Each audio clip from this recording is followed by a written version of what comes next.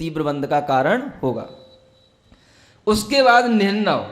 निन्नव का अर्थ होता है कि किसी ने आपसे कुछ पूछा, आपने कहा मैं नहीं जानता, या किसी भी कारण से होता होगा ऐसा कहकर के उसको छोड़ देना, या उस चीज को छुपाने का भाव करना, यह वस्तुतः निन्नव कहलाता है। इसके माध्यम से भी वह ज्ञानावरण कर्म का तीव्र आश्रव होता है। मात्सर्य, यह भाव तीसरा, जो कि हम अच्छे तरीके से किसी ज्ञान को जानते भी हैं, किसी भाव को समझते भी हैं, लेकिन फिर भी इसलिए नहीं बताना कि यह भी जान जाएगा, इसको भी यदि वही ज्ञान हो जाएगा तो बराबर के नंबर आ जाएंगे, इसलिए उसको नहीं बताने का नाम है मात्सर्य भाव। ये बहुत कुछ स्टूडेंट्स में पाया जाता है। अंतराय, किसी के ज्ञान में विघ्न डाल देना। आप पढ़ रहे हैं, आपकी किताब उठा करके अन्यत्र रख देना, वो पढ़ नहीं पाए। आप जिस समय पर पढ़ रहे हैं उसी समय पर आपके सामने आपका दोस्त आकर के धमक सकता है। कुछ ऐसे भी पढ़े लिखे क्लेवर फ्रेंड्स रहते हैं जो स्वयं पढ़ लेते हैं और जिस समय पर दूसरे के पढ़ने का टाइम होता है उस समय पर कहते हैं चलो फिल्म देखने चलते हैं। हाँ, तो वह भी एक उनके अंदर ये भाव रहता है जिसे कहते हैं अंतराय, ताकि आप नहीं पढ़ पाएंगे तो आपके साथ में रहते हुए भी आपके नंबर कम आएंगे, उसके नंबर ज्यादा आएंगे। ये अंतर है। आसाधना करना, किसी को रोकना। कोई भी ज्ञान का अच्छा प्रकाशन कर रहा है लेकिन फिर भी काय से, माने मुंह बनाना, वचन से, अरे हाँ बहुत सुना है, ठीक है कुछ नहीं, ये जो है वर्जन कहलाता है। इसको बोलते हैं आसाधना। इस तरह का भाव करना भी ज्ञानावरण कर्म के आश्रव का कारण होता है। और एक होता है उपघात। उपघात का अर्थ होता है अच्छे ज्ञान में दूषण लगाना, यानी उसके ज्ञान को ही वस्तुतः अज्ञान घोषित कर देना। यह कुछ भी नहीं जानता है, केवल थोड़ा सा पढ़ लिया है और वह पढ़ा पढ़ा ही रटता हुआ ही केवल बताता रहता है, सुनाता रहता है, भीतर से तो अज्ञान ही भरा है। इसको बोलते हैं उस ज्ञान की उपघात कर देना। इसके माध्यम से भी ज्ञानावरण कर्म का विशेष आश्रव होता है। ऐसे ही दर्शनावरण के विषय में भी जान लेना। दुख शोक तापा क्रंदन वद परिदेवनान्यात्म परोभय स्थानान्य सद्वेद्यस्य। ये असाता वेदनी कर्म विशेष रूप से किन कारणों से उत्पन्न होता है बताया जा रहा है। जब हमारे अंदर कोई पीड़ा का परिणाम उत्पन्न होता है, पीड़ा होती है, किसी भी रोग के कारण से भी यदि हम बहुत दुखी होते हैं तो वह असाता वेदनी कर्म का और बंद कर रहे होते हैं। इसलिए भीतर से पीड़ा का परिणाम नहीं होना, दुख का परिणाम नहीं होना, ये असाता वेदनी कर्म के आश्रव का कारण होता है। शोक, कोई हमारा इष्ट था, हमारे लिए बहुत ही अनुकूल था, छूट गया, चला गया, या कोई इष्ट वस्तु का हमसे वियोग हो गया, अब हम बिल्कुल ही गुमसुम से डूबे हुए हैं, बिल्कुल ही जो है मुंह बनाए दिन भर, मूड अच्छा नहीं है, ऐसे घूम रहे हैं। यानी कि एक शोक का परिणाम जो अलग समझ में आता है। आदमी समझ भी सकता है कि ये क्यों शोक कर रहे हैं, कई बार दिखाने के लिए भी और ज़्यादा होता है ना, ताकि लोग ये समझें कि देखो इनके अंदर कितना उनसे राग था, ये भी दिखाने के लिए करना पड़ता है। मतलब आप उसको गलत नहीं लेना, जो होता है वो बताया जा रहा है। और वह भी इसलिए कि ताकि लोग आएंगे देखेंगे तो ये देखेंगे कि इनका देखो चेहरा उतरा हुआ है, तो वो भी दिखाना पड़ता है, ताकि उसके माध्यम से लोगों को ये फील ना हो कि इन्हें कोई इनके मरने की फीलिंग नहीं है। समझ में आया ना। तो ये शोक परिणाम भी उस असाता वेदनी कर्म के आश्रव का कारण होता है। आप लोग हंसते हो ताप, क्या ऐसा होता नहीं है कई बार करना पड़ता है भाई, तो वह भी असाता वेदनी कर्म के आश्रम का कारण हो। ताप का अर्थ होता है, आचार्य कहते हैं, कोई हमारा अपवाद कर दे, हमारी कभी कोई इंसल्ट कर दे, या हम अपने को किसी की बात का केवल सुनकर के अपने अंदर इंसल्ट मान करके बैठ जाएं और हम बहुत देर तक पीड़ित होते रहें, रात रात की नींद उड़ जाए और हम यही सोचते रहें कि इसने हमारे साथ क्यों ऐसा किया, हमने तो इसके साथ हमेशा अच्छा किया और इसने हमारे साथ क्यों अपमान किया, इसने सबका नाम लिया मंच पर, बस हमारा ही नाम नहीं लिया, हम ही से नारियल नहीं चढ़वाया, तो अब हम उसी में पड़े हुए हैं। इसका परिणाम का नाम है ताप। इसके माध्यम से भी असाता वेदनी कर्म के आश्रव विशेष होते हैं। क्या हो गया? नहीं, उसने तो अनजाने में ही किया है, लेकिन जो अपने लिए ये सोच रहा है कि हमारे लिए उसने क्यों ऐसा नहीं किया, मान लो नाम की लिस्ट भी दी गई, वो उसी का नाम भूल गया। अब वो कहता है कि नहीं देखो, हमने नाम की लिस्ट दी थी, उसने सबके नाम बोले, ऊपर के भी नीचे के भी, हमारा ही छोड़ दिया। अब हो सकता है कि उसी का छूट गया हो, तो ये उससे अनजाने में हुआ, उसको कोई दोष नहीं, लेकिन हमने जो बुरा मान लिया बहुत समय तक के लिए, वो हमारे लिए आश्रव का कारण बनता। आक्रंदन, फिर अब ये आक्रंदन भी के रूप में भी आ सकता है। हम रोने लगे, चिल्लाने लगे, दूसरों से कहने लगे वो हमारा अपमान करता है, हम आंसू बहाने लगे, ये कहलाता है आक्रंदन। ये और अधिक तीव्र आश्रव के लिए कारण हो जाता है। परिदेवना, परिदेवना में अर्थ होता है कि हम इस प्रकार से रोएं, चिल्लाएं कि हमको देख करके दूसरे के अंदर भी एक करुणा का भाव उत्पन्न हो जाए, है ना। ऐसा भी कभी कभी संक्लेश परिणामों के कारण से भी वह, और किसी के मान लो गुणों के स्मरण करने पूर्वक भी ये हो सकता है। कोई मर गया, अब वो छाती पीट पीट करके रो रहे हैं, चिल्ला रहे हैं, और उसके हाय तू कितना अच्छा था, हाय तू कितना बढ़िया था, तू बहुत भोला था, ऐसा वैसा करके भी अगर किया जाता है तो वह भी वस्तुतः परिदेवना, ये असाता वेदनी कर्म के आश्रव का कारण होता है। ये अपने लिए भी होता है और जो आपको देखेगा वो उसके लिए भी होगा, क्योंकि वो उसके अंदर भी वैसी ही पीड़ा का परिणाम उत्पन्न होगा, तो वो भी करेगा किच किच किच किच, कैसा हो गया, तो वो भी उसके लिए भी कारण बनेगा। तो ये स्व आत्म परोभ है, माने अपने लिए, दूसरों के लिए और दोनों के लिए असाता वेदनी कर्म के ये कारण बनते हैं। अब साता वेदनी का बंध कैसे होता है? भूत वृत्त्यनुकंपादान सराग संयमादि योग शांति शौच मिति सद्वेद्यस्य।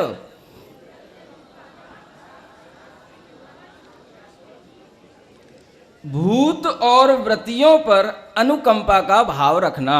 आचार्य महाराज ने यहाँ पर अनुकंपा माने दूसरों के भावों की पीड़ा को देख करके अपने अंदर भी उसी प्रकार से महसूस करना। देखो, पिछले वाले दुख के भाव में और इसके भाव में क्या अंतर आ गया। अगर हमें किसी के प्रति, वह किसी के तीव्र कर्म के उदय के कारण से यदि हमें किसी के दुख में दुखी होने का भाव होता है, तो वह भाव हमारे लिए साता वेदनी कर्म के आश्रव का भी कारण बनता है। क्या समझे? यानी सभी जीवों के लिए अनुकंपा का भाव रखना, और उसमें जो जीव विशेष रूप से किसी किसी कर्म के उदय से पीड़ित हैं, उनकी पीड़ा को दूर करने का भाव करना, तो ये हो गया साता वेदनी। और जो पीड़ा वास्तव में केवल मोह के कारण से है, उस पीड़ा से अगर पीड़ित होते हैं तो वो होता है केवल असाता वेदनी का। समझ में आया ना? यहां पर भूत माने सब सामान्य जीव, सभी जीवों के प्रति अनुकंपा का भाव रखोगे तो साता का भाव उत्पन्न होगा, और इसी प्रकार से व्रतियों के प्रति भी अनुकंपा का भाव, यानी कि उनके दुख को देख करके भी ऐसा समझना कि इनके दुख को हम वस्तुतः ये हमारा ही दुख है। क्या समझे? कुछ लोग ऐसा कहते हैं जैसे महाराज को तो गर्मी लगती ही नहीं, महाराज को तो ठंड लगती ही नहीं, महाराज को तो भूख लगती ही नहीं। तो ये भाव वस्तुतः आपके लिए क्या होगा? ये व्रतियों के प्रति अनुकंपा का भाव नहीं कहलाएगा। व्रति के प्रति अनुकंपा का भाव कब होएगा? जब आप उनको भी उसी रूप में समझ करके ये समझो कि इनको भी दर्द होता होगा, इनके लिए भी इस प्रकार से कष्ट होता होगा जैसे हमारे अंदर होता है, तो वह परिणाम आपके लिए साता वेदनी कर्म के आश्रव का कारण बनेगा। समझ में आ गया ना? ये इसका अर्थ है। अनुकंपा का अर्थ उनके ऊपर कोई दया करना नहीं है, लेकिन उनके अनुसार अपने अंदर परिणाम भी अनुकंपित हो जाएं। कम से कम वह भले ही कोई भी तपस्या करें, मान लो वह केस लॉन्च कर रहे हैं, तो वह तपस्या है, ठीक है, लेकिन उनको दर्द वर्द कुछ नहीं होता है, इसलिए वो कर लेते हैं। तो ये कहना भी आपके लिए गलत है। दर्द तो है लेकिन वह उसको सहना जानते हैं, वो सह रहे हैं, ऐसा अपने मन के अंदर भाव रखना, ये सही सम्यक ज्ञान के साथ में साता वेदनी कर्म का आश्रव का कारण होगा। तो वस्तुतः अनुकंपा का अर्थ उनके ऊपर कोई दया करना नहीं है, उनके परिणामों के अनुसार अपने अंदर वह परिणाम उत्पन्न करना, ये यहां पर साता वेदनी के आश्रम में बताया गया। सराग संयम, दान, दान भी बताया इसमें, अनुकंपा दान के ही साथ जुड़ जाता है। और विशेष रूप से भी यदि अलग अलग रखना चाहें तो दूसरे के लिए अपना अनुग्रह बुद्धि रख कर के, उपकार की बुद्धि रख कर के जो कुछ भी त्याग किया जाता है वह भी दान कहलाता, उससे भी साता वेदनी का आश्रय होता है। सराग संयम यानी कि जो संयम अवस्था है लेकिन राग से सहित है, जब तक वह सराग संयम की अवस्था कहलाती है। जैसे कि व्रत पंचम आदि गुणस्थान से लेकर के ऊपर के 10वें गुणस्थान तक का संयम सराग संयम कहलाता है। तो इससे भी वहां पर साता वेदनी कर्म का आश्रय होता रहता है। सराग संयम यह राग के साथ में निरंतर चलता रहता है। क्या 5वें में संयमा संयम भाव आ जाता है, उसको भी यहां ले सकते हैं। योग यानी इन सबको मिला देना, अथवा योग का मतलब अपनी आत्मा का सम्यक प्रणिधान यानी उपयोग, अपनी आत्मा का उपयोग की परिणति अच्छी रहना या अपनी आत्मा में लगी रहना, इसका नाम भी योग है। ये भी साता वेदनी के आश्रय का कारण। शांति यानी कि मन में कलुषता के भाव, क्रोध आदि के भाव दूर करते रहना और शांत भावों को रखना, ये भी साता वेदनी के आश्रय में कारण है। शौच यानी कि संतोष का भाव रखना, अत्यधिक लोभ की प्रवृत्ति भी असाता वेदनी कर्म के आश्रव के लिए कारण बनती है। तो वह होता है अवर्णवाद करने से। अवर्णवाद का अर्थ होता है कि जो दोष उनमें नहीं है फिर भी उन दोषों का उद्भावन करना। जो गुणवान हैं, अनेक प्रकार की महानता को धारण करने वाले हैं और उनके अंदर वह दोष नहीं है लेकिन फिर भी उसको दोष बना करके कहना, ये अवर्णवाद कहलाता है। जैसे केवली भगवान का अवर्णवाद क्या कहलाता है कि केवली भगवान के अंदर कभी भी कवलाहार इत्यादि नहीं होता है, भोजन इत्यादि नहीं करते हैं, लेकिन फिर भी उनके लिए ये कहना कि वह भोजन करते हैं, कवलाहार होता है, उनके ऊपर उपसर्ग होता है, उनको भी रोग हो जाते हैं, उन्हें भी औषधि लेनी पड़ती है, ये केवली भगवान का अवर्णवाद कहलाता है। श्रुत यानी कि जो बताया हुआ शास्त्र है, प्रवचन है, जो कि गणधर आदि परमेष्ठियों के द्वारा बताए हुए हैं, उस श्रुत में भी अवर्णवाद करना। कैसे करना कि इस श्रुत में मांस भक्षण आदि करने का भी विधान मिलता है, या इस प्रकार से भी करना चाहिए, पाप आदि भी क्वचित कदाचित किए जा सकते हैं, ऐसा बोलना भी श्रुत का अवर्णवाद है, क्योंकि इस श्रुत में कभी भी इस प्रकार की क्रियाएं नहीं बताई जाती। संघ जो रत्नत्रय से सहित होते हैं, उनसे जो संयुक्त जो लोग रहते हैं रत्नत्रय के साथ में, वो संघ कहलाता है। तो उस संघ के विषय में भी अवर्णवाद करना कि यह कैसे शूद्रों के जैसे रहते हैं, कभी नहाते धोते नहीं हैं, कभी किस प्रकार से भी कोई साफ सफाई से नहीं रहते हैं, इस तरह के भी जो विचार आते हैं, ये भी उस संघ का अवर्णवाद करना कहलाता है। देव का अवर्णवाद, देव लोग होते हैं, ये सुरापान करते हैं, अनेक प्रकार के पाप इत्यादि करते हैं, इस तरह से उन देवों के बारे में सोचना, यह भी वह देव का अवर्णवाद कहलाता है। क्योंकि देव कभी भी न मांस खाते हैं न शराब पीते हैं, वो अमृत भोजी होते हैं, लेकिन फिर भी उनके लिए इस प्रकार से कहना, ये सब अवर्णवाद चलता है। और जो इन अवर्णवादों को मानते हैं वे भी उस मिथ्यात्व कर्म का तीव्र बंद करते हैं। क्या समझ में आ रहा है? वह देव शराब पी रहा है, यह मानना और बताना, यह भी तीव्र मिथ्यात्व कर्म के आश्रव का कारण होता है। क्योंकि कोई भी देव कभी भी शराब नहीं पीता, मांस नहीं खाता। हम उसको वह मांस चढ़ा के आ गए, बलि चढ़ा करके आ गए, ये सब भी उस देवता का अवर्णवाद तो है ही, लेकिन जो ऐसा करता है वह भी मिथ्यात्व कर्म का पोषण करता है और मिथ्यात्व का बंद करता है। कषायोदया तीव्र परिणामश्चारित्र मोहस्य, कषाय के उदय से जब तीव्र परिणाम उत्पन्न होते हैं तो वे चारित्र मोहनी कर्म के आश्रव के कारण बनते हैं।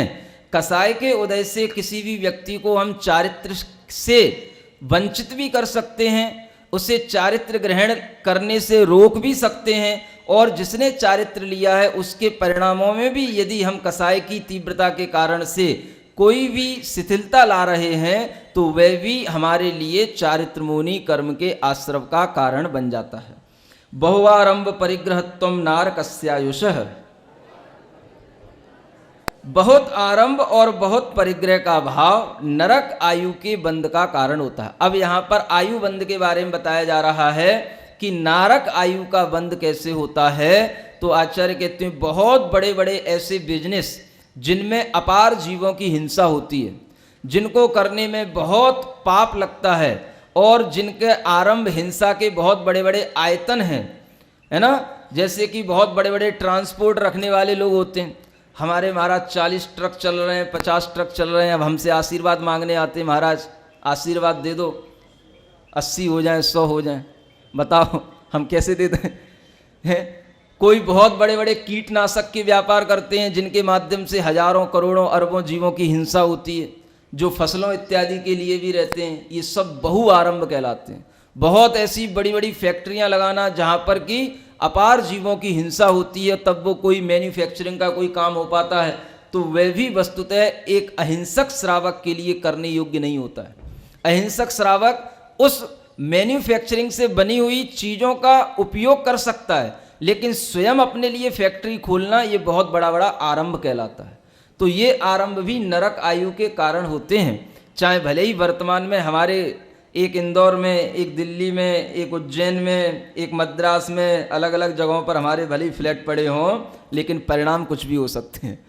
बहुत परिग्रह, अनेक प्रकार के परिग्रहों की अत्यधिक लालसा के भाव से भी ये नरक आयु का बंध। और एक बहुत बड़ी चीज बताई है सर्वार सिद्धि ग्रंथ में कि कृष्ण लेस्या के तीव्र भावों के साथ में जो मरण होता है वो भी नरक आयु के बंध के लिए कारण होता है। यानी उस समय पर आपकी आयु का बंध होगा नरक आयु का बंध, तो वह कृष्ण लेस्या के साथ होगा। रौद्र परिणाम यदि उस लेस्या के साथ रहता है तो वह नरक आयु के बंध का कारण होता है। माया तैर्यज्ञोनस्य,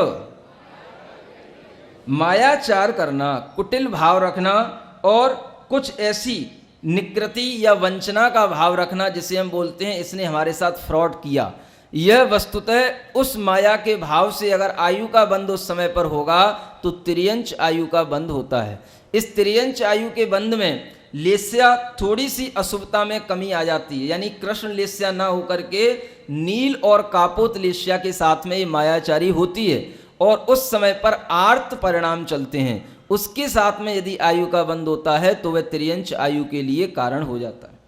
अल्पारंभ परिग्रहत्वम मानुषस्य, अल्प आरंभ और अल्प परिग्रह यह मनुष्य आयु के बंध के लिए कारण होता है, आप जानते हैं।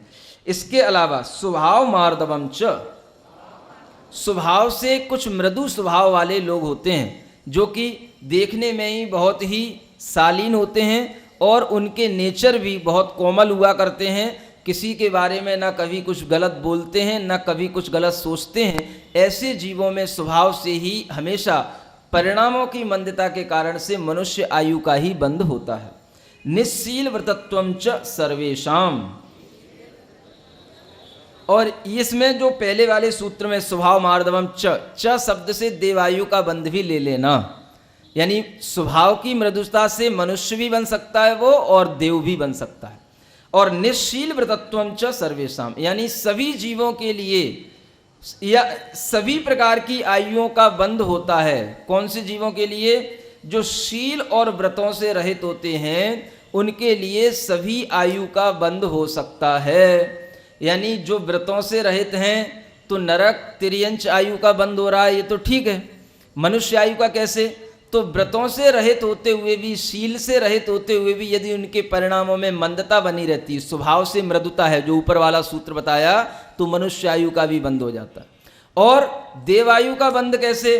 तो वो आचार्यों ने कहा है कि भोग भूमि में रहने वाले जो जीव होते हैं उनमें न शील होता है न व्रत होता है, लेकिन उनके परिणामों की मंदता इतनी रहती है कि वह उस समय पर देव आयु का ही बंद करते हैं। तो इस तरह से शील और व्रत से रहित जीवों में चारों प्रकार की आयुओं की बंद हो जाते हैं, ये यहाँ बताया। सराग संयम संयमा संयमा काम निर्जरा बाल तपांसी दैवस्य। अब यहाँ